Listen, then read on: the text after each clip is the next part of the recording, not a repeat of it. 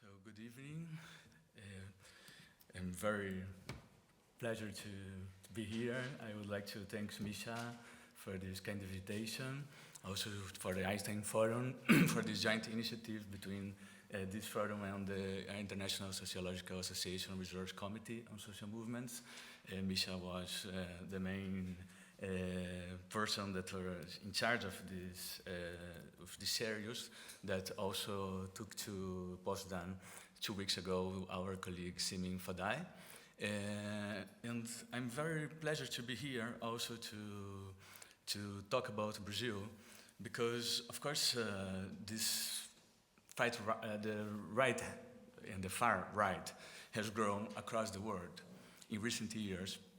And this trend, that is, of course, both obvious and alarming, goes far beyond Brazil. In every corner of the planet, there has been a recent boom in voter support for right-wing and populist parties. In some cases, such as of Brazil, Hungary, and others, they reach the government. That's the case of Bolsonaro. But in others, such as in Spain, Italy, or Austria, the rate in parliament and national politics is quite large. You all know much better than I do that Germany is also on this list. In 2017, the far-right Alternative for Germany entered the federal parliament for the first time, with more than 12% of the vote, becoming Germany's biggest opposition party. From its beginning as an anti-Euro party, it has pushed for strict anti-immigration policies, embracing hostility towards Islam, and broken decades-old anti-Nazi taboos.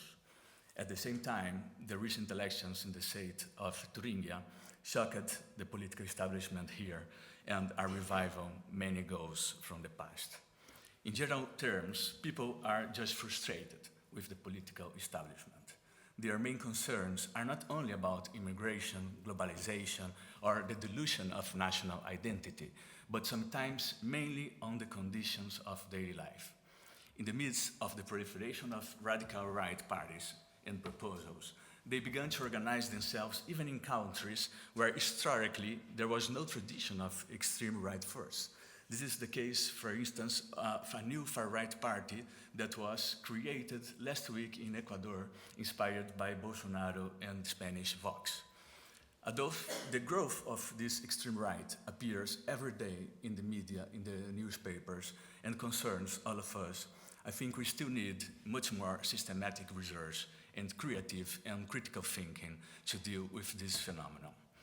It's an old phenomenon, but it's replaced today in new terms. This is an urgent task for both understand it and at least try to some extent to block it. Salvini, Le Pen, Orbán, Trump, Kaczynski, Jair Bolsonaro, they are just the top of the iceberg. Beyond the roof of this extreme right house and the visible dimension, there are several key issues to discuss. How can we understand not only the political institutional importance of this extreme right wing force, but also their social ties and their social roots? If you translate this to the Brazilian case, how could poor people vote for and support Bolsonaro? What is the role of the evangelical church in the struggle for subjectivities in peripheral territories? At which extent the straining of the right-wing force is directly related to the mistakes of left and center-left movements and parties, some of them in the government during the last decades, such was the case of the Workers' Party in Brazil, but more broadly from the progressive governments in Latin America. Another relational question: how can we better understand one case, such as the emergence of Bolsonaro in Brazil, from the understanding of another one, such as the election of Trump in the US? Or if you prefer, how do they articulate with each other in complex transnational dynamics? What are the common elements and the specificities of each local and national case? How to distinguish the different profiles of far-right groups in order to not grasp them as homogeneous? Is it possible to understand the role of the right on the streets and its dynamics of mobilization within a social movement framework? Of course, these several questions, quite important, but I cannot answer all of these questions today. But I would like to discuss Brazilian case within Bolsonaro, not as an exception, as Perry Anderson proposed in his recent book, Brazil Apart, that was just published by Verso few months ago, but as an integral part of what I would like to call the new geopolitics of hate. I will divide then my presentation into three parts. Firstly, I will locate Brazil under Bolsonaro within our global moment, discussing some external and some internal elements that made his emergence possible. After discussing these more contextual and geopolitical issues, I will move in the second part of the presentation to a less descriptive and a more analytical plan. What is Bolsonarism? How to define it? And in the third and the last part, my aim will be to offer a more historical interpretation of how Bolsonaro's emergence supposed the end of a long political cycle that started decades ago in Brazil in the 70s and 80s. Finally, as a brief conclusion, in order to don't leave this room very, very depressed, I would like to ask the following question. What are the alternatives? So let's start with these contextual and geopolitical questions. Some colleagues have defined Bolsonaro as the tropical Trump. Indeed, Bolsonaro has many more similarities to Trump than any other leader of the contemporary extreme right. This definition is quite appealing because it locates what happens in Brazil within a broader global scenario. However, it runs the risk of simplification if you don't delve into the specificities of Brazilian case. So I would like just to start with some points, with some commonalities points, and then think about the specificities of Brazil facing the global extreme right. I see four main convergence and global connections. The first point, there is a geopolitics of power that deserves to be analyzed in greater depth. Social movement scholars, and here I include myself, have analyzed in detail the transnational articulation of social movements, their global resistance, the outer globalization movement, the global justice movement, the World Social Forum, as well as the different forms of internationalization and internationalism. We know many details about the four classic internationals and even about the attempts to construct a new one. However, we have looked much less at the transnational articulations driven by the actors of political and economic power. I mean, what Wright Mills 70 years ago described in the US context as the power elite. Those that occupy the dominant positions in the dominant institutions, being military, economic, and political, of a dominant country, and how their decisions, or the lack of decisions, have enormous consequence for the populations of the whole world. This is a quick question to understand the creation today of another time of internationalism in recent years, what I would like to call the international of hate. This international of hate disseminates ideas and conservative values, but also allow the circulation of people and capital. This international articulation is struggling over the meaning of basic concepts of modernity: liberty, democracy, equality, nation, emancipation, and simultaneously offers a strong, even strong material support to the creation of a common global grammar within reactionary force. In the Brazilian case, we cannot understand the emergence of Bolsonaro, and much more than that, also the emergence of a new generation of conservative and extremist movements without the educational and political training that several young people had in the US, funded by think tanks, companies, and private foundations. But Brazil is not only importing ideas in this international of hate, it has also increasingly exported several projects to far-right groups in the world, even in Europe. This brings me to the next point. Even in those aspects where they may not be a direct relationship between what happens in Brazil, in Turkey, in Russia, or in the US, there is a constant dynamic of inspiration and resonance that allows the circulation of imaginaries and praxis. In the digital age, of course, the construction and the diffusion of policies no longer occurs just through personal and face-to-face exchange, although this remains important. And at this point, I think the extreme right is much more articulated today than the force of the left. The last week, for instance, the city of Rome received extreme right leaders from around the world to what they called the National Conservatism Conference, entitled God, Honor, Country, the Freedom of Nations.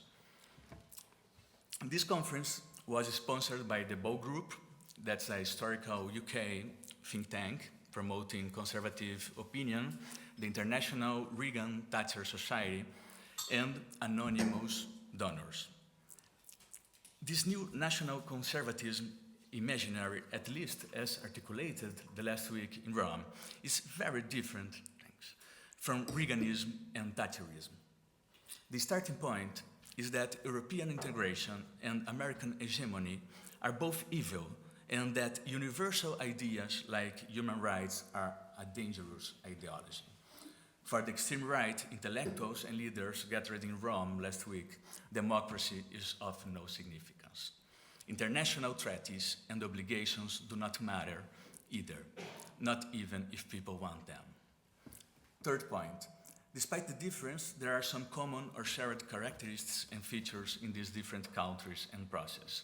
An inclination to strong leader and personalization, the self-representation as anti-establishment, some sort of putative Gramscian strategy to wage cultural wars, as well as damning good way to use the internet and social digital media has been a distinguished feature of such groups, which have enlisted a significant amount of activists and militants in their attempt to address directly the people. Other transversal elements are the diffusion of fake news and the lack of commitment with truth, the radicalization of national question with extreme nationalism, a strong promise against corruption and crime, the politicization of religion and justice, the prominence of conservative and moral agendas. Yes, you can see with all the discussion about natural family or gender ideology. The anti-intellectualist positions, and finally, the encouragement of fear of others, seen always as enemies, both external enemies, foreigners, migrants, as well as internal enemies. In the Brazilian case, Black people, LGBT people, activist leaders, and popular movements are the main internal enemies of Bolsonaro's government. When elected, in fact, Bolsonaro said a few days after his election that he wants to send all critical activisms to the Red Beach, which is a well-known place for torture during the former dictatorship. The fourth and last point of this initial part is a more endogenous question and deals with the relationship between protest and democracy. Several contemporary authoritarian and reactionary governments emerged paradoxically after a cycle of protests that, at least in its beginning, was framed and conceived as a democratizing cycle. An important lesson of the geopolitique of the global indignation that we had during the last decade is that democratic aspirations don't always lead to democratization and may also lead to a great closure of political regimes. In Brazil, millions of individuals and social groups from across the ideological spectrum took part in the massive June 2013 demonstrations.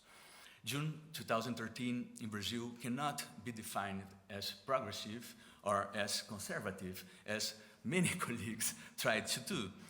They were contradictory.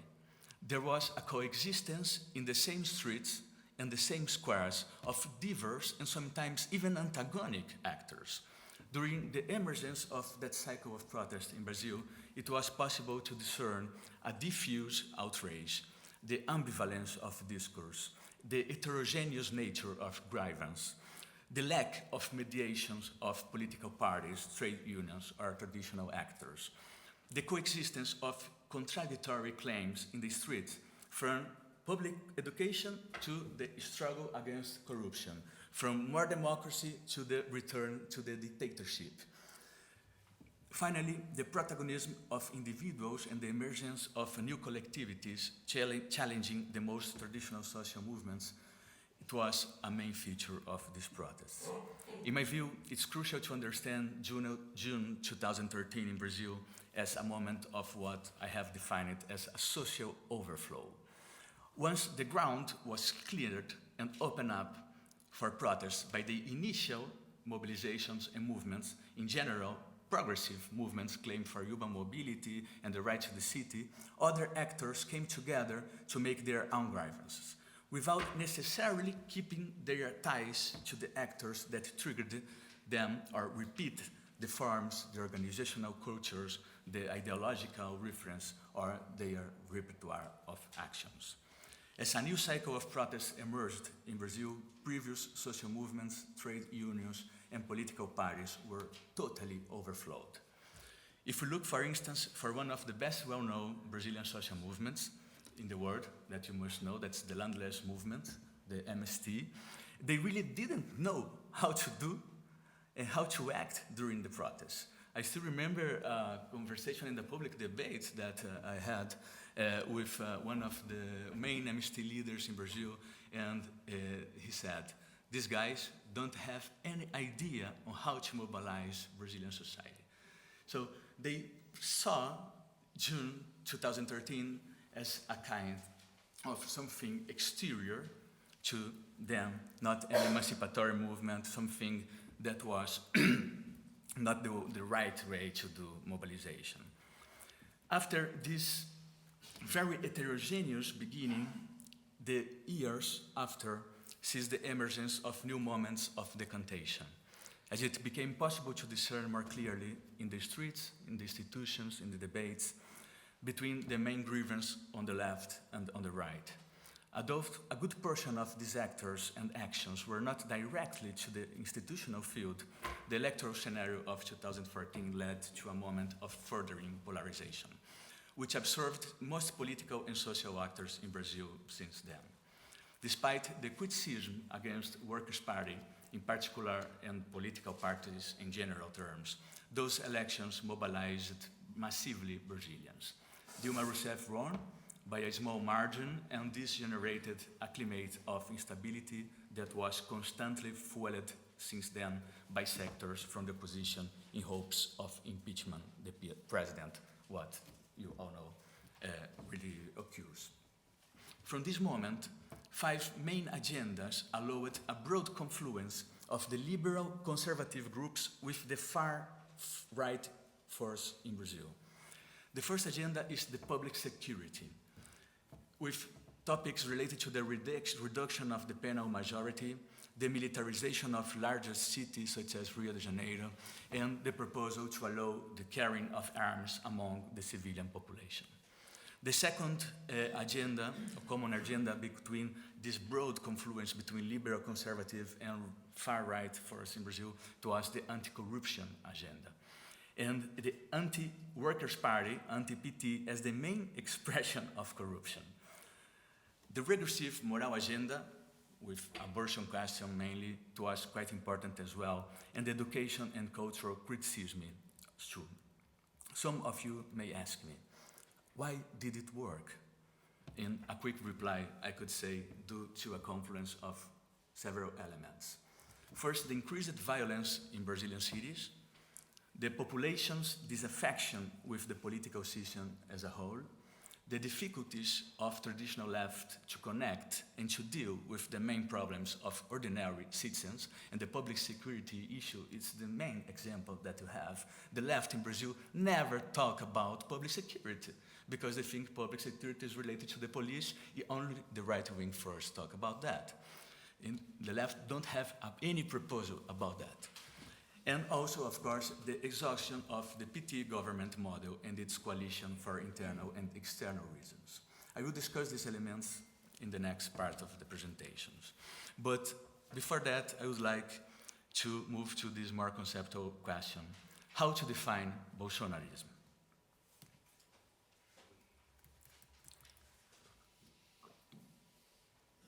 Much has been said in recent years about neo-fascism, neo-populism, and also about fundamentalism.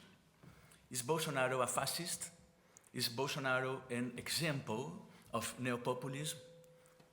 Before discussing these questions, I think we have to take a step back. What is the analytical capacity and even the descriptive scope of these concepts?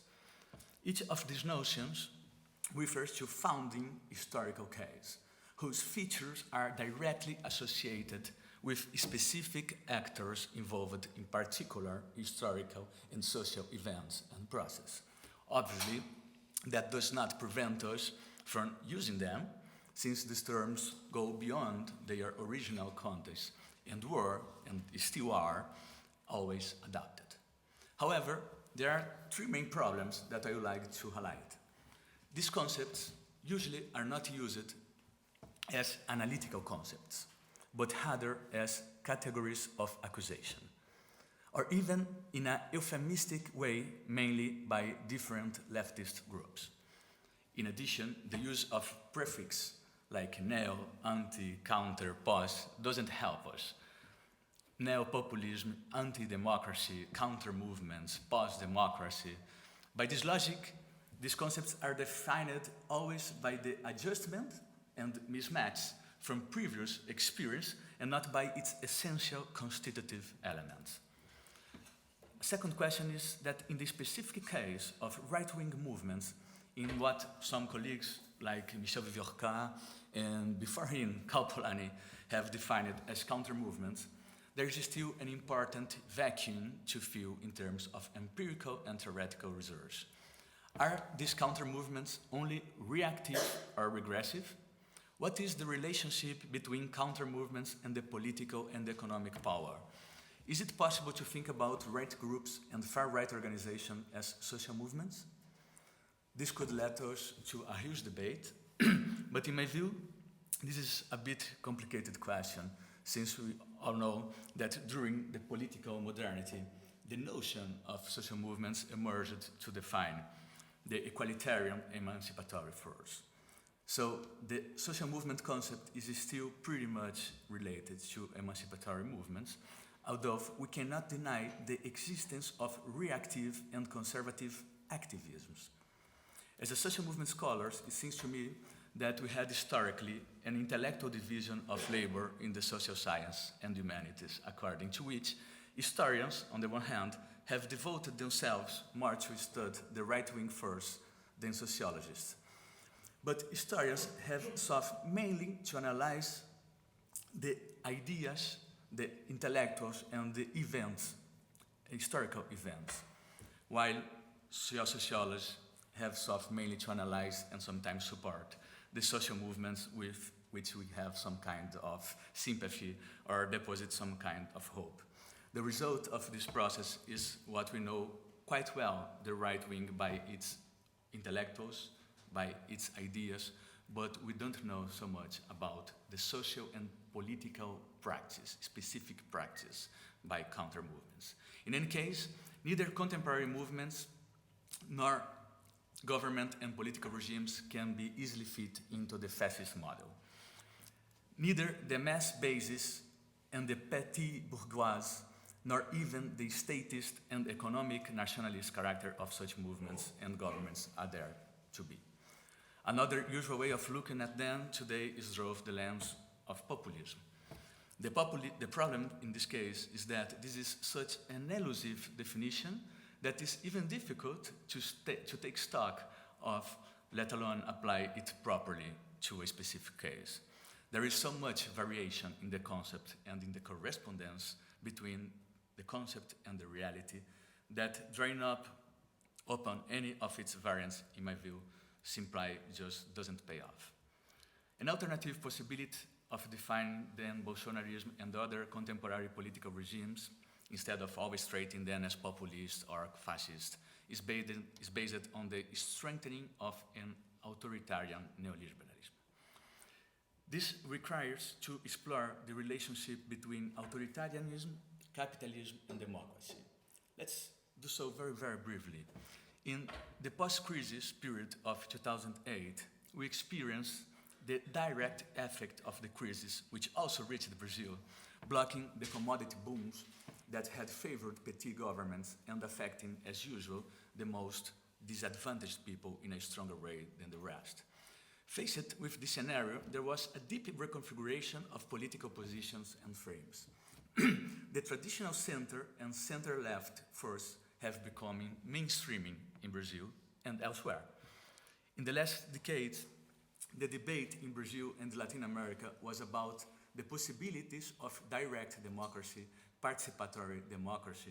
You must remember that the participatory budget was one of the main experiences exported from Brazil, from Porto Alegre in the 90s, a very emblematic experience in this sense. However, the public strengthening of this more radical right in Brazil and broadly in Latin America has led most of the political left to defend the system, to defend the institutions, the constitutions, the rule of law, and a very narrow vision of democracy.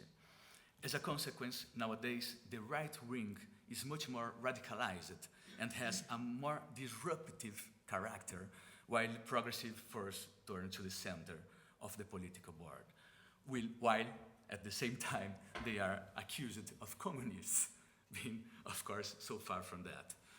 Furthermore, we are living the rupture of institutional pacts and of few consensus that seemed quite consolidated, as well as public proliferation of racist, patriarchal, and xenophobic perspectives based on new forms of social authoritarianism.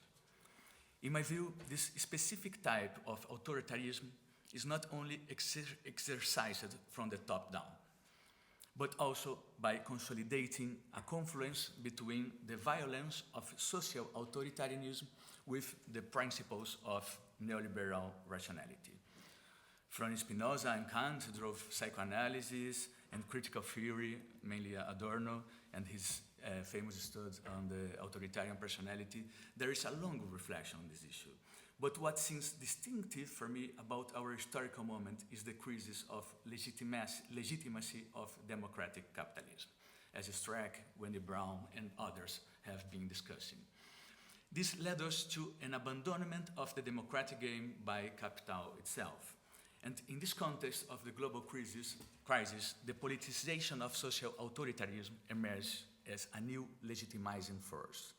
The point is that the solution to apathy, to political disbelief, and to the fatigue of traditional political forms, whether the traditional political party form or the classical social movement form, came not through a reinvention or a radicalization of democracy, but rather through the politicization of social authoritarianism.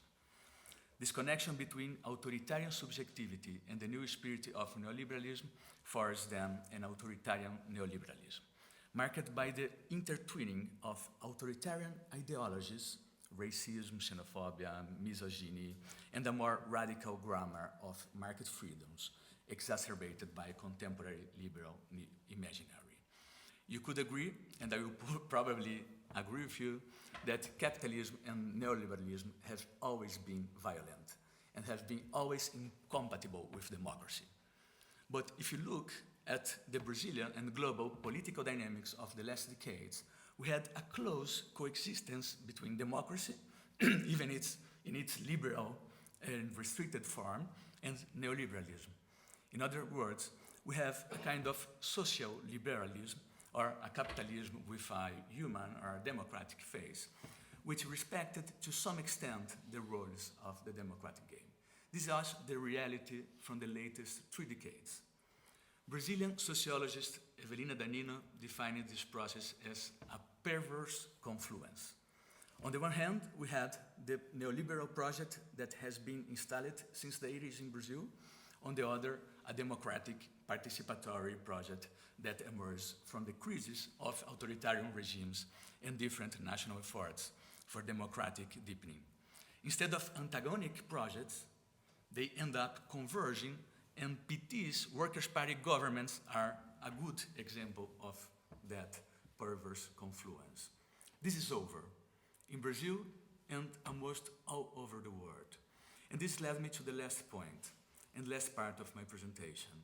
I understand that the rush of 2013 protests in Brazil as a cycle of protests of high intensity, of mobilization that overflows the political groups and social movements previously organized in the country. And at the same time, this opened up to society as a whole, coinciding with the crisis of a wider political cycle. Thus, my main point here is that the beginning of this short-term cycle in 2013 converges with the end of another political cycle, a broader political cycle, the period that begins at the end of the 70s and the beginning of the 80s with the transition to the democracy in Brazil. This broad political cycle, marked by two main social and political imaginaries, that are democratization and social rights, enters totally in crisis with the recent events in Brazil. I develop these arguments quite extensively in the book in Spanish that Renata mentioned before, written with my colleague José Mauricio Dominguez. But I just want to stress here that if the mass mobilizations of the 70s and 80s in Brazil were linked to a moment of redefinition of democracy and the institution of rights trying to remove former codes, actors, and patterns, something similar happening now. The recent mobilizations in Brazil dispute not only the meanings of the present, but also those of the recent past. The imaginary projected by the successive government of the Workers' Party that the country had never been so well collides deeply with a strong anti-Workers' Party politics that is today installed in Brazilian society in both right and left. For the right force, the PT would have gone too far, while for the alternative left, it would have done very little. However, the massive protest of June 2013 represents only the public emergence of an openly reactionary wave with actors that defend, among other things, torture and the return to military dictatorship.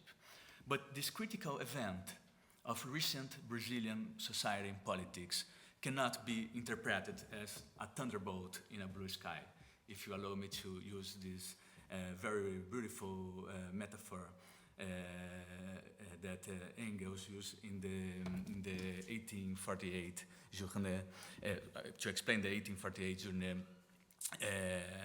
and that was so well discussed by Karl Marx in the 18 Brumaire of Louis Bonaparte. Indeed, for years and almost a couple of decades, the Brazilian right had been carrying out a grassroots politics that paid off in this new political juncture that challenged the previous attempts and the previous status quo in the government of the Workers' Party. So I would like to agree that it's important to consider the historicity of right-wing force beyond their visible emergence with Bolsonaro. They don't come out of nowhere. Pentecostal actors, for instance, emerged 30 years ago on the Brazilian public scene, and they were disputing the territories since then. Besides the external and geopolitical dimensions that I have discussed, the emergence and consolidation of Bolsonarism could be explained then not only by institutional and electoral paths, but by the confluence of three complementary internal pillars of action. The protest in the streets, as it serves as legitimation for media, society, and antagonists. Of course, the institutional action, paradoxically, state-oriented, sometimes to strike the statist perspective, and to develop an ultra-neoliberal authoritarianism, and the territorial struggle.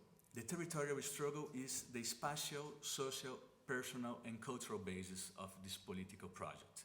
It's based on grassroots work combined with the management of social networks and also an explicit policy of disinformation, polarization, and fear.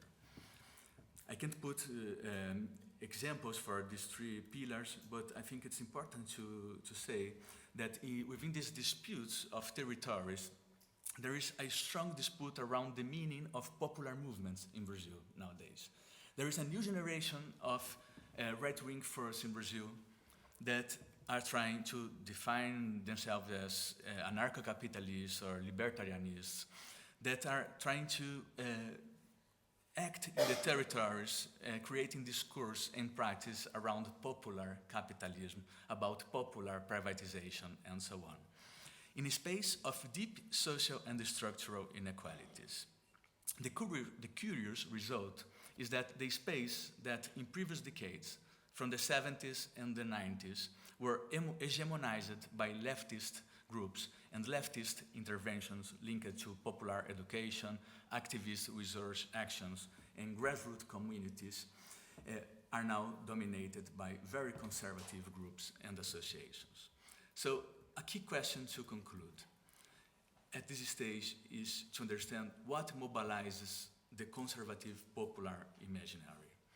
In the Brazilian case, there is an aversion to traditional politics, including left-wing consolidated actors, and a strong emphasis on the politics of suffering. But despite the attempts to create a conservative popular imagination, there is a great difficulty in building the people as a collective narrative. The primacy is from a perspective of individual capacities rather than a people frame. So, just a couple of words to conclude. Is there any alternative? Conservative and reactionary forces are trying to state a new there is no alternative discourse. But if you look to social reality in Brazil, this is not true. On the one hand, resistance to Bolsonaro government are mainly defensive. They defend social policies, participatory councils, social rights, and in many cases, also the most basic freedoms, even the life itself. On the other hand, there is a new role for some struggles and social movements. I think there are 4 movements that are quite important today in Brazil: the Indigenous Movements, the feminist movements, the ecologist movement, and the youth movements. Although all of them also have a strongly reactive component against the government, they are the most proactive in the construction of alternative practices, discourse, and imaginaries. Indigenous movements in Brazil, although they have never had the wave of similar ones in Latin America, have been quite visible in their denounce of a political project by the Brazilian government that they framed as a genocide, ethnocide, and ecocide project. The polemics against the demarcation of their lands, meaning on indigenous lands, the expansion of agribusiness, Bolsonaro's environmental policies in the Amazon region, and the government's racist and ethnocentric policies against culture and the indigenous population are the main axis of conflict. However, in addition to this, the indigenous movement in Brazil has managed to promote an important political articulation and the dissemination to wider sectors of its views on the relationship between culture, nature, and territory. The feminist movement, in turn, is the most active social movement in Brazil today. His opposition against Bolsonaro has been very, very strong since before the elections in an attempt to prevent his victory. The fight against patriarchy, gender and racial inequalities, as well as other more specific questions, have gained a growing intersectional perspective. Certainly different and heterogeneous, and with many internal tensions between, for instance, a liberal feminism and a communitarian feminism, the feminist movement has contributed to politicize the daily life and build care networks to sustain life. At the same time, renewed youth movements can be added to this mosaic of hopes. In view of the traditional political culture of the left, and mainly of what in Brazil it's called the popular democratic field, it involves PT, but also MST and some other groups. Very relevant initiatives of youth movements have been constructed during the latest years against traditional left and beyond traditional left. The strikes and new ways of associativism at the schools and universities, the reinvention of activist research and popular education drove communitarian work with theater, music, and cultural paths, the creation of very small groups acting in the urban peripheries, and so on. We could mention much more experience, but perhaps the most important thing is to emphasize that several territorialized movements are proliferating, with a greater emphasis on the environmental and agroecological issue, and a greater willingness to build comprehensive and transversal agendas with other movements and the rest of society. Unlike the traditional left in Brazil, these experiences don't have an hegemonic conception of politics, and they believe in social transformation based on the more localized action as a way of trying to reconnect the personal and territorial spheres, or in other words, to reconnect with the problems and dynamics that are in the soil of social reality. With some exceptions, as well as was the case of some local municipal platforms in Belo Horizonte and other cities, mediations with institutional politics are still quite tense and difficult to process internally within these new movements. These struggles are often invisible in the current polarization scenario between Workers' Party and Bolsonaro. They build a future in the present. In the short term, they will hardly be able to stop Bolsonarism and barbarism. But they are the germs of a possible future. It's essential to observe them and to dialogue with them without, of course, trying to control or to idolize them. The movement takes place always in movement, and what we're living in Brazil now is a moment of transition, a historical transition, and a moment of transformation of activism. It's also occurring, I think, not only in Brazil, but in all around the world. And although the present is not very encouraging, the end of a word is not the end of the world. So these movements also constructing a path of hope. I think it's quite important to look at them because they completely disappeared in the contemporary analysis of Brazilian politics. Thank you very much. Thank you for this very broad reconstruction. I suppose we have an audience that's not so familiar with Brazil, and it was able to follow events to understand that the victory of Bolsonaro came not out of nothing, and for what interests us also these struggles between political movements, the relationships between social movements and political system. So I think we can discuss more now with the questions from the public. So the floor is open. I would like to collect some questions and then Breno elaborate some of them. I have two here, so please, Misha. Thank you, Breno. This was really, really interesting and very well structured. I have two brief questions. So you said at the beginning that one of the weaknesses of the Brazilian left has been that it has nothing to say about security, public safety.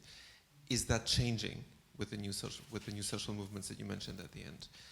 And the second question is this: if it is indeed the case that many of the right-wing movements are historically relatively recent, so developing maybe over the past 30 years, what is the relationship between the Bolsonaro regime and the old Brazilian dictatorship? Because he keeps referring to it, if only to say that he wants to be even more radical and even more violent. So in terms of the sociology of the current Brazilian right, is there a strong legacy? Are there strong maybe family ties, regional ties to the pre-82 government? Thank you. We have a question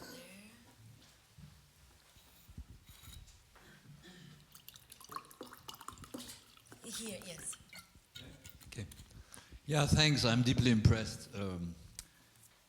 Not only because it gave a lot of insights of the background, but also you somehow opened some really perspectives of hope at the end.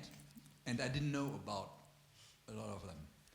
But my first question would be, this year 2013, what you call the kind of, you have a term, social overflow.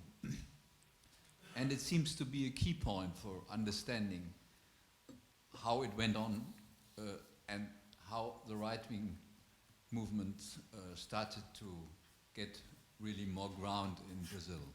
So I would like to understand a bit more about the social overflow concept. Mhm.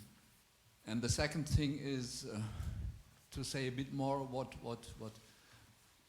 obviously is a hope for you, that there are new social movements beyond left-right splits or separations, and how you would characterize them.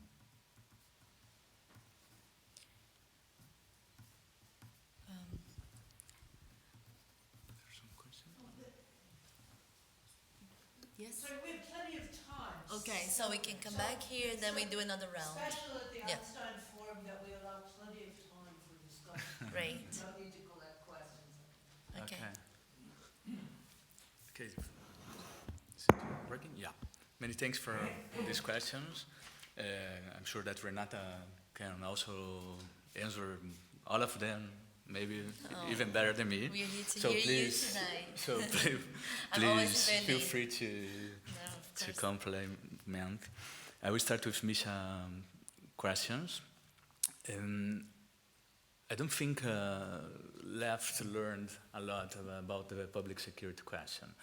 I mean, there are some local initiatives on this question, but there is no national and federative broad public security policy that is really constructed by leftist sectors.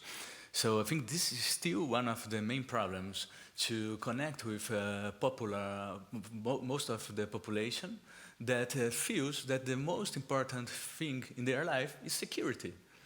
So this is the main important thing for the whole population that lives in the periphery of the big cities. This is the most important thing to a majority of the population in Brazil. But, okay, you are talking about emancipation, you are talking about how to reconstruct the food system. Well, of course it's important, but I think Brazilian left, at least this left that was in the government, completely lost the ties with the population. So this is why I said that there's a lack of mediation, a strong lack of mediation between political parties and the population and between the state and society. But for sure there are some initial proposals articulating intellectuals and also NGOs, social movements, and some small political parties to think about these public security questions. Mainly drove the lens of communitary policy and so on.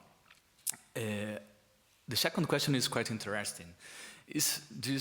Are these right-wing groups new? When they emerge, how they emerge?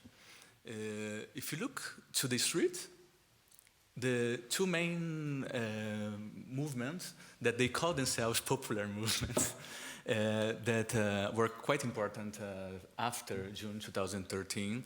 That was Vem pra Rua, that literally means come to the street, and the Movimento Brasil Livre, that literally means the movement through Brazil Free.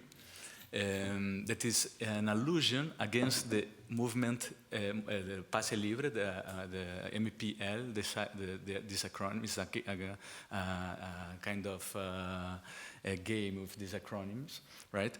They were created in 2014, after 2013. So they were one of the effects of this social overflow. I mean, after the initial demonstrations and the beginning of the protest in Brazil in 2013, the floor was open. And what we really have in 2013 was a strong criticism to the power, to the Workers' Party from the right and from the left. There was an alternative left that includes, of course, anarchisms, new collectivities, very small groups that were trying to reconstruct the alternative left in the different cities in Brazil. And we have, at the same squares and the same streets, the extreme right, individually participating in this protest, but not organized yet as a movement or as a political party. of course, this strong criticism against the political system, against the PT, led to the creation after that of some initiatives on the right, but not on the alternative left. So, of course, this was different if you look to the different cities. I mean, the impact and the consequence of 2013 protests were quite different. Brazil is a huge country, it's almost a continent. So if you look to most of big cities, what we had were repression and the impossibility of these emergent alternative leftist groups to continue their politics.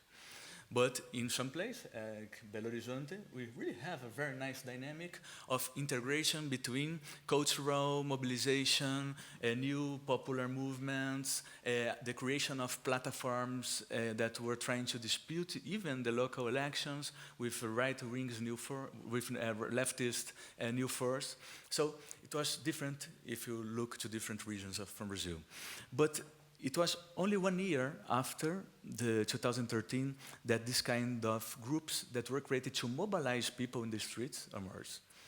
At the same time, political parties, new political parties that defined themselves not as leftist and right-wing force emerged. Of course, Bolsonaro is not a new politician in that sense. You all know that Bolsonaro is participating in the Brazilian parliament since almost 20 years ago. But they created a new party that's called Novo, new, exactly, literally new party. And is also some small parties that had impressive results in the elections in the last elections in Brazil. But what this dynamics, both dynamics are new. But if you look to the dispute in the territories, like I said before, of course this is not new. This dispute around meanings, around subjectivities, this dispute that starts like in the 90s in Brazil.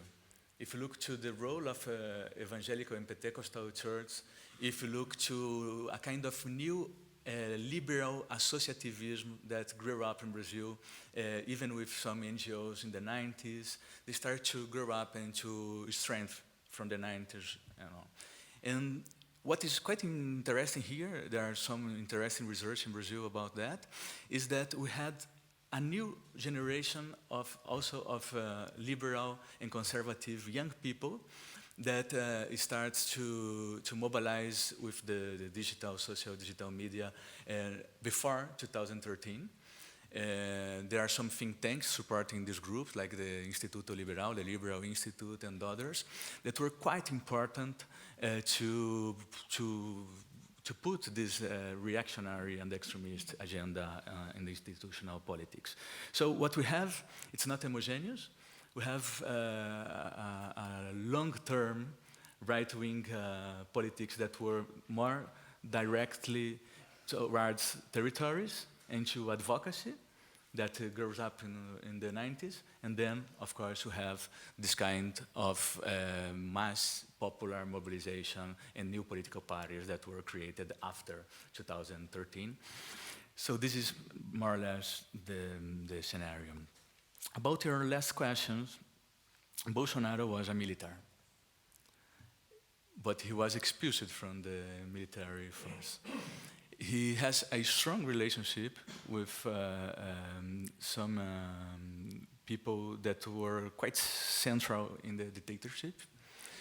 Of course, in discursive terms, he's the whole time appealing to this military imagination and to dictatorship as the better moment that we had in Brazil. That's why I said that what we have in Brazil now, it's not a dispute about the present and about the future, but mainly a dispute about the past, the recent past, about the experience of Workers' Party government, and about this long political cycle that I have mentioned. Because Bolsonaro, of course, what he says is that we have to, of course, keep some of the good things that we had in the dictatorship, the social control, and the military presence in their government is quite impressive in that sense. But Bolsonaro don't have a strong presence in the parliament. His political party, he doesn't have now a political party. It's the first time in the history in Brazil that a president was elected and draw up of his own political party. So he's trying to create now a new political party, the Bolsonaro's party, but they don't have a strong presence in the parliament, in a presidency regime like Brazil. Of course, he was elected president, but he don't have a strong force inside the parliament. So most of his claims about dictatorship are rhetoric. It's quite impossible to be processed within the Brazilian parliament. You know, that occurs with the army, the proposal to arm the population, and so on. But this imaginary is present within Brazilian society today, and this is a victory for him in that sense. So if you turn to the question about 2013, I think I already said something about that.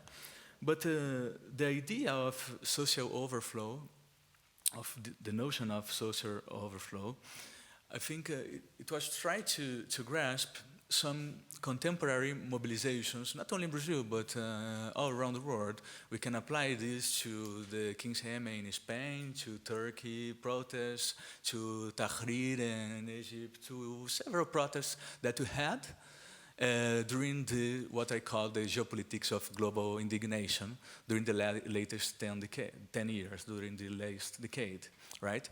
So what happened, it was that the social movements and the individuals and groups that starts the protests were, in all this case, totally overflowed after the protests. So we have a kind of disconnection between the beginning of the protests and their results.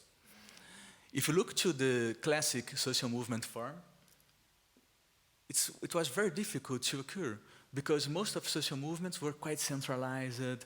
They tried to keep their agenda, they control about this, how to set the media and so on. And now this is another reality. And the notion of social overflow, it was created to try to grasp this new reality, as most of protests and social movements today cannot control the result of their own convocatories. That's the point. Is it a notion which is used in science, in political science? Not really. I mean, it's my term. Some people are using right now, but yeah. We have a question behind.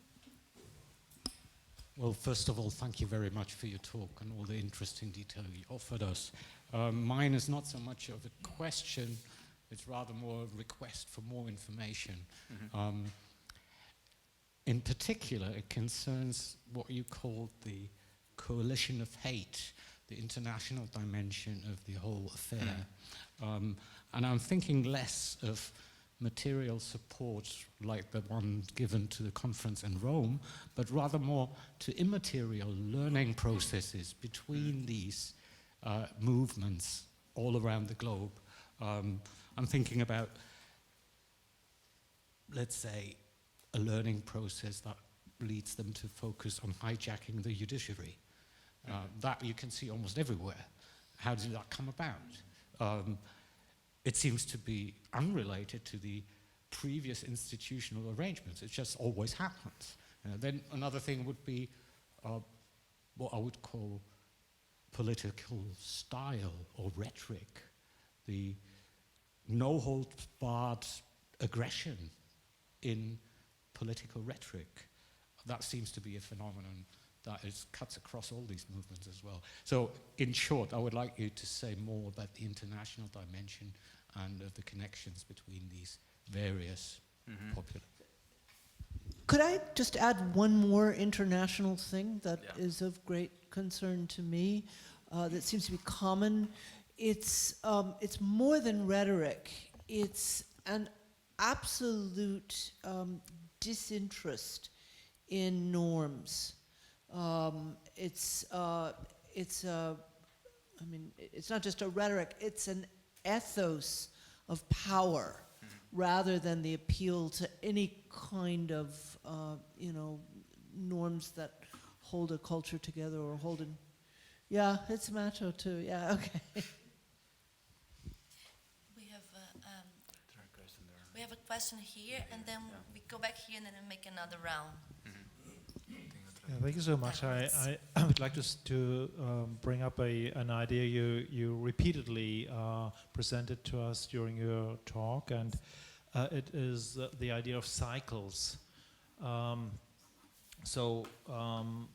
example, your main circle, if I understood it correctly, starts in the 70s and goes on by democratization and during the 80s and the 90s. And then the cycle comes back, and it is almost, if I understood it correctly, closing right now. So your end of the talk was quite optimistic. I didn't quite understand the reasons really why you became suddenly so optimistic. Could you please explain a little bit more about the stress you give to new answers to old problems, and then I would like to know your personal feeling about the closure of the cycle. So would you say that Brazil is going to have a new dictatorship? Is the cycle really closing? And what about the global context of a loss of importance of arguments, of facts, of scientific proven discourse or so, in times of an emotional politics, in times of stressing feelings and not so much arguments. So could you say a word on behalf of this issue, which really is pretty close to what we are doing at the university?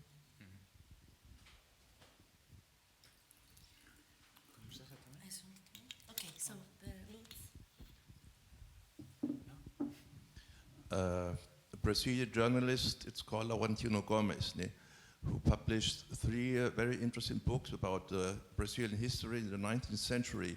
Now published some months ago the first volume of his 3 volumes about slavery.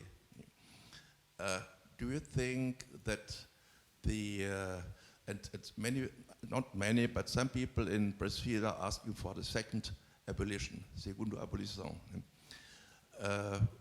Você acha que essa situação, não, desculpa, this non-really finished slavery has to do with the situation of the radical fascist situation in Brazil? Thank you. Okay, many thanks for all these questions. Very nice questions. I will start with the international and transnational one. I agree with that what I provisionally try to call as this international of hate has a material but also an immaterial dimension. I think focus on the material dimension is an important issue, because the flows of ideas, the flows of people, the flows of images are quite well analyzed in transnationalism. If you look to social movement literature, if you look to the literature that are trying to grasp transnational dynamics. But at least as far as I know, the only debate that really grasps the material dimension of transnational dynamics is mainly religion and migration. All the studies about migration tries also to put the material questions also as an important issue, because of course, when a migrant goes to somewhere, you also have this kind of money issue, or the, how can I say, the remittances? Remittance that you send to their country of origin, and so on. But if you look to our subject here, that is the geopolitics of power and the transnational articulations among the conservative, reactionary, right-wing force, I think it's quite important to look at both. At least because with the material things, the think tanks, the foundations, really allow the possibility and create the possibility of circulation. And then, of course, you can look to how people, ideas, grammars are circulating. So this is a project that I am starting right now, because I always studied, have studied, as I said, the transnational articulations of on the left, on social movements, and I'm trying to put it together now, and I'm starting to see this relationship mainly between the US and Brazil, dealing with this kind of transnational dynamics. I can't say much more about that at this moment, okay? But what I really think is that it's important to go further in this discussion, because we have some good information about that, but most of the analysis about this, how the international of hate is working today, it's really, I mean, I think the importance of journalists are central in that point, but you don't have really analysis about that. You have information about that, and then I think you need a more analytical lens to understand these transnational connections, how they work, how this kind of resonance logic are reinterpreting in different contexts, cultural contexts, and so on. So about the cycles, I'm passionate on cycles. And here, I think the point is that I try to put two temporalities in discussion. The short term that is linked to the cycle of protest, and the medium term, I must say a medium term, not months, but decades, years, decades, that is the cycle of democratization. We can go further and maybe add a long-term cycle and try to put this economic, political, and social cycle together.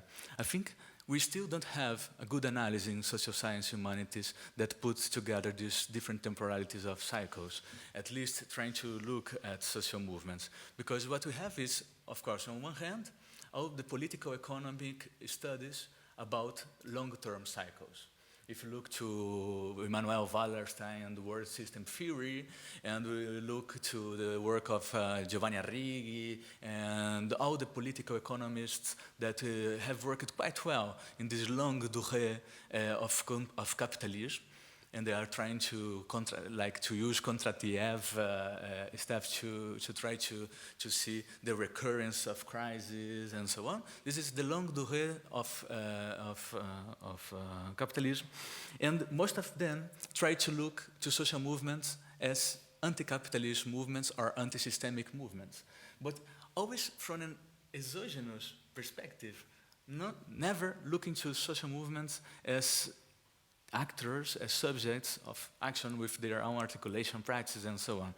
So this is an important literature that is not connected, really connected, with the more, I must say, political sociologist literature on democratization and social movements, and that's what I am trying to do. In the Brazilian case, I think the coincidence of this new cycle, the beginning of this new short-term cycle, of the cycle of protest, with the end of the political cycle for democratization is still open. So we still don't know what's the future. Of course, what I want to say and what I stressed in my talk, it's that the main imaginaries of the former political cycle are totally over. Social rights and democracy and democratization as the main imaginaries for the society, for Brazilian society, are not anymore in the agenda. So what we will have, I don't know. I don't know, and I can't predict them. But in a joint research that I have with José Mauricio Domingues, we are trying to update this book in Spanish to an English version that will be published soon. We are trying to work with the hypothesis of the oligarchization of power. Bolsonaro probably will be out of the power of the government soon, maybe 1 year, maybe he can, of course, complete his term, but the alternative will be the traditional, or not the traditional, but the liberal, or a new liberal position, not the left. Not the PT, not the alternative left. So, of course, if I am optimistic somehow, it's not about the general Brazilian politics, about the government and so on.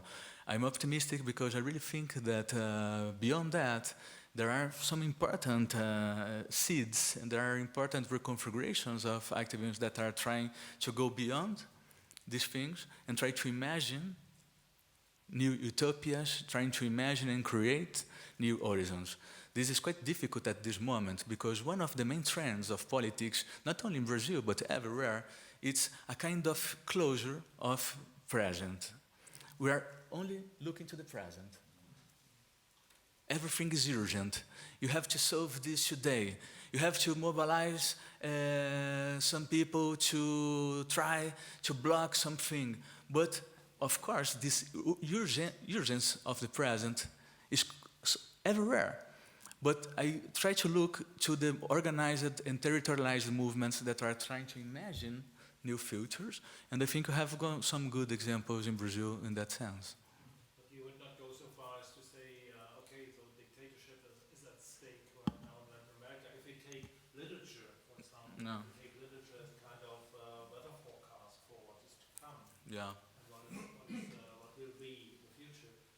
Then we could say that there are a lot of texts, of literary texts, who really try to fill that gap and say, okay, we are going to have dictatorships, we are going to have authoritarian regimes, we are going to have, in this case of the non-existence of utopic thought, Yeah. of a horizon in the future, then we will go through a kind of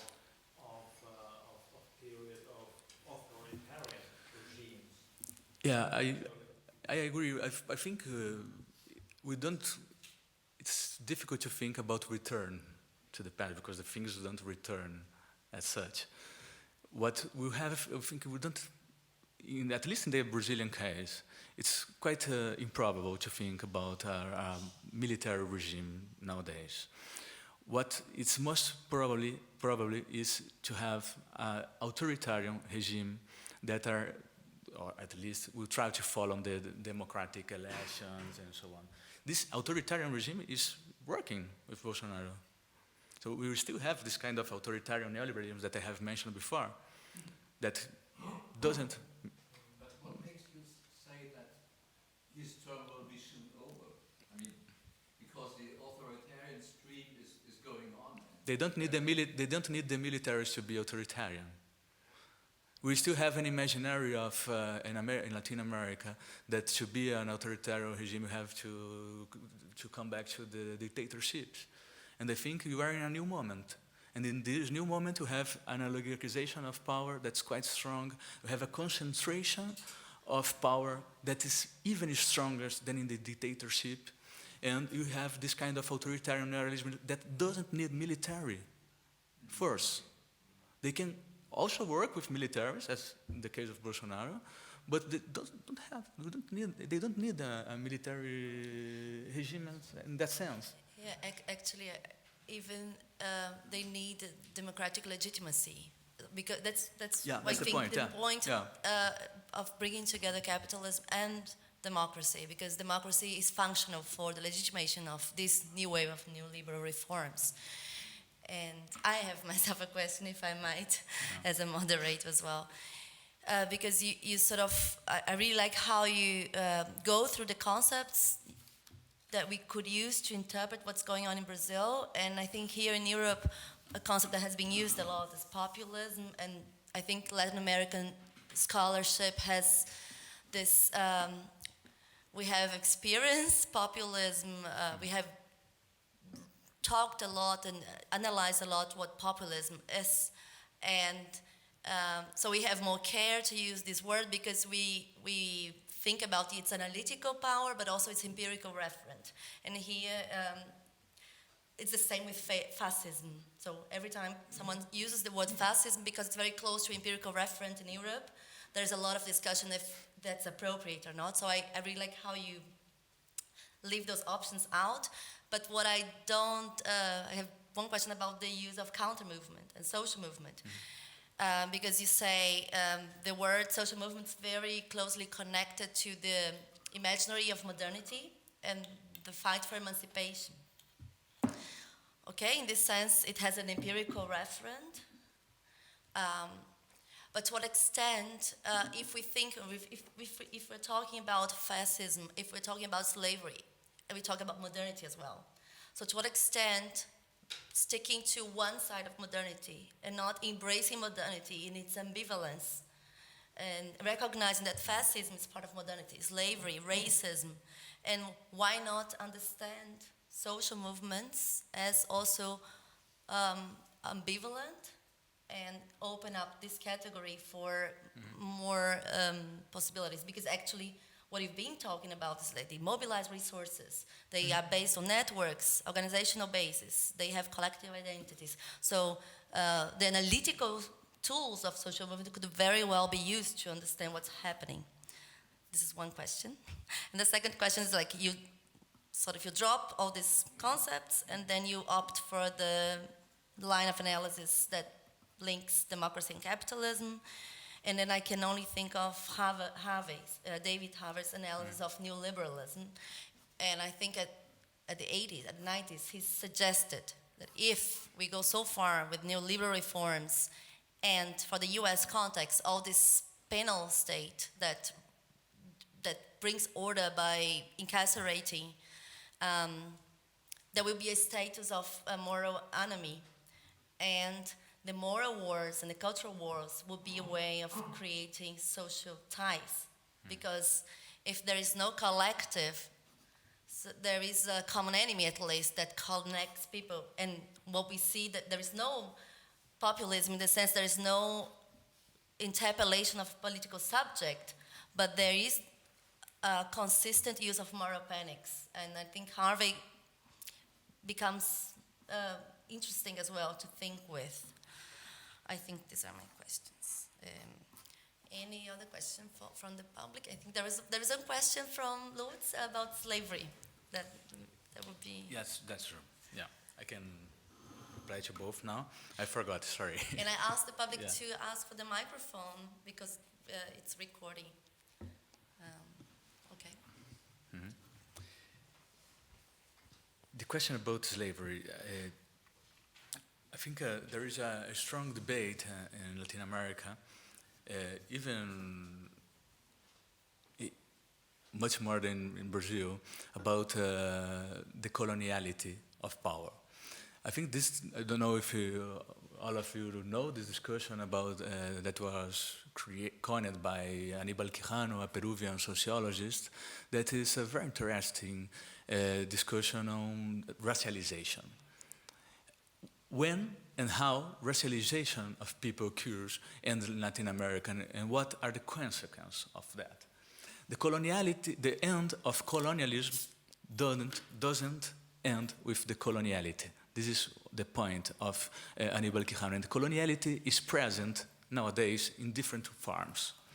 Maybe it's not present drove the formal colonialism, even today it's difficult to think about kind of a past experience of imperialism, but we still have a lot of legacies of colonialism, of imperialism, that are quite present in the population. If you look in Brazil today, this is very, very clear.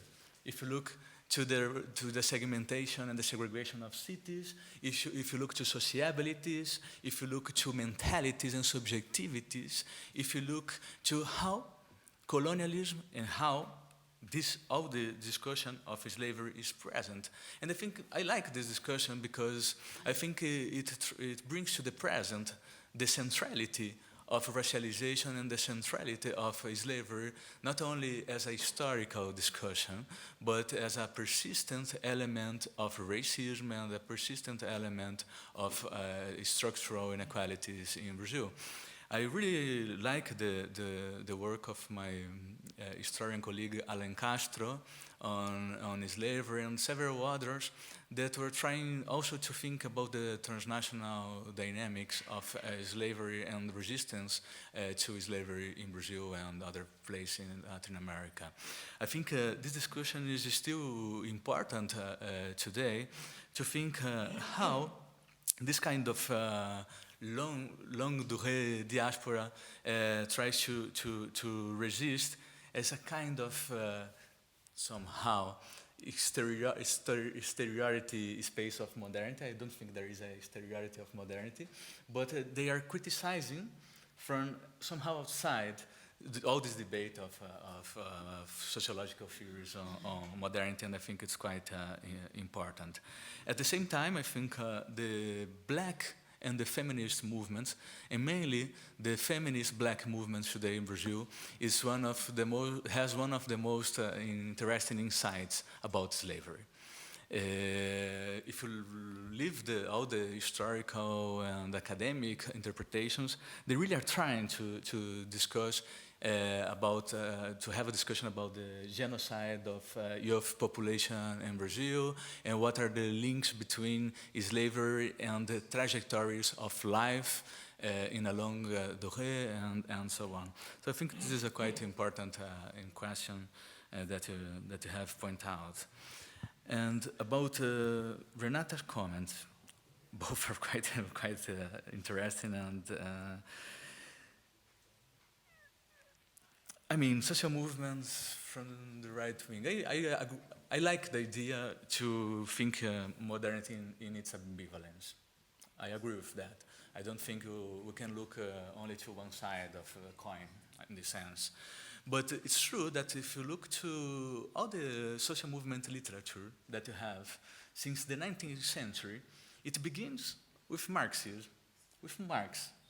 Social literature, social movements debate doesn't, of course, start in the 60s with the discussion on new social movements in Europe, or with the discussion of rational choice in the US. It starts in the 19th century with Marx, and then with all the debate on Marxism. And then, of course, what's very interesting for me now is to think how intellectuals were trying to understand the emerging of fascism in the 30s as a social movement. Because, of course, this was maybe the first time that there was a huge discussion on the possibility of consider social movement, the social movement concept, also in a more open way to grasp the reality that we had in Europe, but also in Brazil and other places in the world, with the emergence of fascisms and of self-proclaimed popular movements that have really similar features to social movements from the left. And I think this is an important discussion that we have to rescue today to answer this question, because it's true that since then, I mean, the latest 80 decades, we are again only studying social movement, or mainly social movement from the left. Of course, after the 11S, and with some, even Castells and Touraine had some interpretation about terrorism as social movement, and about social movements as a concept that it's much more open than a concept that was connected to understand the left. So in that sense, I think we have to explore a little bit this literature, and maybe after that you convince me that we can use it in this way. But actually Polanyi used it. Polanyi used it as well. to I talk about mentioned it. fascism, Yeah.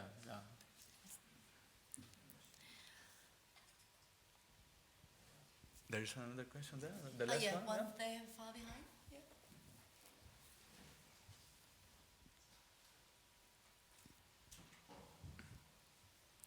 Next to him. Hello, is it okay? Yes. Yes. So actually my question, actually I don't have really question, I have a concern. I'm from India, and last time here we have a talk about global north and global south economically. And there our speaker was from Iran, and we were talking about India and Iran, where they said it considered as global south economically. Now, last month, we had Republic Day of India. It's 17th year completed of Constitution, and Bolsonaro was chief guest there. Narendra Modi is our Prime Minister, and right now we know how India is getting fascist, and at the same time, our leader Narendra Modi has very nice friendship with Putin. I'm talking about these things because we want to talk about present. As you said, what is going on in a total thing. So I got lost. Actually, I want to point out last week's term, time of crisis. Our speaker, ma'am, she said we are living in time of crisis. And I see it like, as an individual, we are really living in time of crisis because we really don't know what is the past. When we talk about colonization, India was under British for 200 years. And at present, after 3-4 generation, when I am from like North India, Himalayas, but when I talk with my friends who are from cities and all, they even don't know what was their language. And so when we talk about anything before 1,000 years, it goes like European history continues. So I think this time of crisis is really a big concern behind fascism, because people are just getting distracted and trying. I'm thinking it's going again like last century was going in Europe. Now it's going in different part of world. There.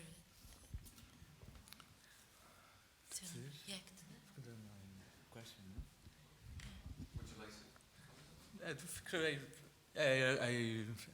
I thank you for your comment and reflection. And if I have a real question about that, but I think it's quite important to see Global South as an articulatory process, right? The Global South is not constituted at all as such, I think. So I think there are several processes of articulation of Global South, and it's always important to understand these configurations that have mentioned from India, from Iran, and to Brazil, the similarities, the specificities. But I'm sure that you had this discussion with Simi 2 weeks ago, right? Yeah. Yeah. But can we get the mic here first and then here? Because I think, yeah. This is, in a way, a bit specific question, but capturing the judiciary, I think, is really one of the characteristics of authoritarian regimes. We see this in many ways, like Trump gets his judges on top he wants. And with Bolsonaro, I have my question, what concerns Moro? The role of Moro, it seems that he somehow stressed on anti-corruption politics. As I heard now from somebody quite serious, I think that anti-corruption politics has been a seminar and has been courses of the CIA. So CIA somehow implemented in many countries people who mostly, and I think he has quite a lot of empirical material about it. So without going into, was das eine Verschwörungstheorie? Conspiracy theories. Yeah. I just would like to know if you know about it. Taking the description of Anderson in his last book, he says Moro first was a kind of serious fighter against corruption, and then by and by he turned to become one-sided to get Lula into prison. So I would like to understand how you see the role of Moro in this context of authoritarian right-wing development leading to Bolsonaro. Just for the sake of clarity for the audience, Sérgio Moro is the current Minister of Justice in Brazil, and he was the main, he was previously a judge who was responsible for the trial for ex-President Lula. Let me be brief. So, yeah, I think that you are so related. Sorry, this person. But one person actually asking about the international aspects of the social movements in Brazil. Yeah, also I have the related concerns about these issues because, for example, when I see the situation, the several European countries, as well as the United States, also the Brexit. So I think that rising inflow of the immigration has a big impact of the kind of the emergence of the extreme right-wing party in several European countries as well as in the United States. But on the other hand, you argue that it doesn't matter. So, but you didn't take into account quite seriously about the role of the flow of the immigration from outside of the country of destination. But I was wondering why it didn't matter. So what makes a big difference between, for example, the Brazil and the Europe and the United States in terms of the emergence of the anti-extreme right-wing actually populism movement? Yeah, so that's my question. Thank you. Okay, thank you for these questions as well. I will begin with the last question, then move to Moro. No, I said that the migrant question it was not very relevant for the Brazilian case, because in the Brazilian case, of course, Brazil is a country that was constituted during the 20th century with migration. It was a country that received millions of people from Japan, from other places, right? From Lebanon, from Syria, and so on, from Europe, of course. And this is present today into the Brazilian culture in that kind of integration of migrants and so on. But the migrant question is not an issue for the authoritarian politics in Brazil. That's the point. It's a central question in Europe, but in Brazil it's not a problem. Of course, Bolsonaro were trying to discuss a little bit this with the people from Venezuela, trying to say, okay, you have to how can I say, to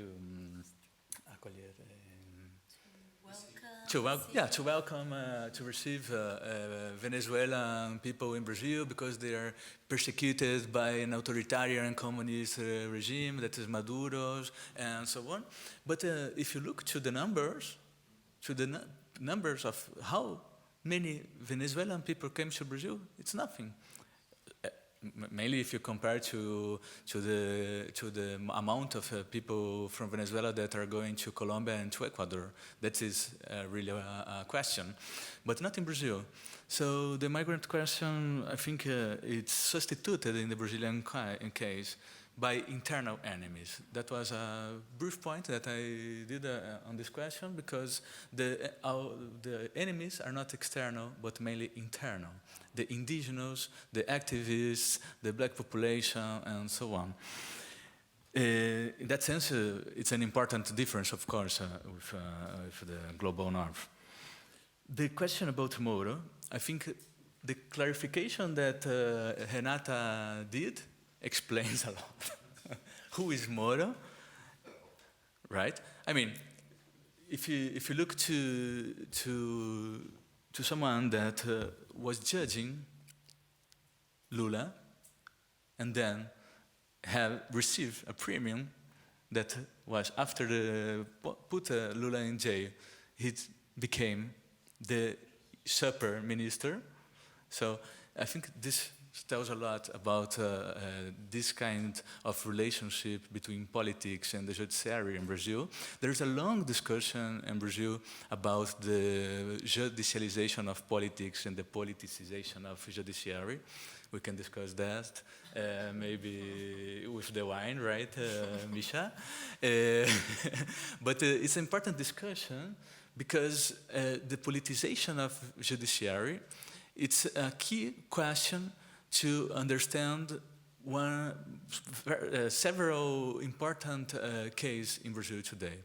Lula's case, but I would like also to mention the case of Marielle Franco.